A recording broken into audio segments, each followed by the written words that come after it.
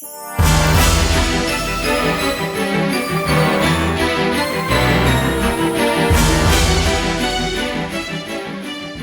condition. Carrots are going to be happiest growing in full sun. They like loose, moist, but well-drained soil.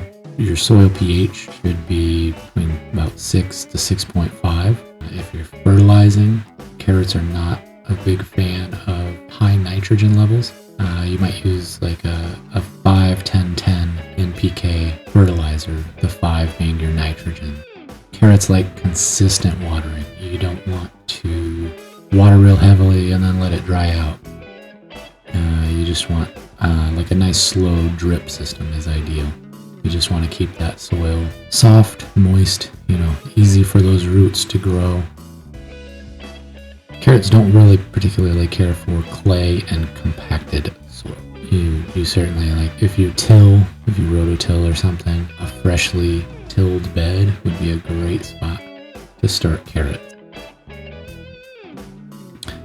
There are 5 primary varieties with carrots, types of carrots. Obviously, there's many varieties underneath that, but the primary types would be Nantes, Chantenay, Danvers, Imperator, and Mini or Ball. Nantes are very easy to grow. They typically have small, strong tops. They're a quick growing carrot. Now, Chantenay, they'll usually grow about 6 to 7 inches long. They're a great choice for container gardens, or if you do have poor soil conditions, a Chantenay will do a little bit better there. And then Mini or Ball, they're a small type of carrot that can look almost like radishes. About a half a cup of carrots is roughly 25 calories. Carrots are high in antioxidants, said to be good for your vision. Beta carotene is one of the best sources of vitamin A. Half a cup of carrots actually provides 73% of the recommended daily value for vitamin A.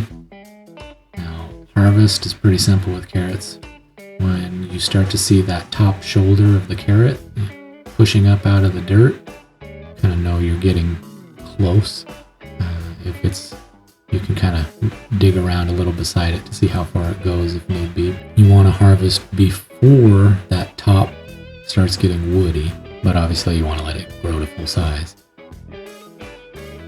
We were talking about consistent watering. That carrot there was split and quite likely happened from just an instance of one watering that was too heavy. That's a good example of why you want slow and steady, consistent watering. Thanks for watching.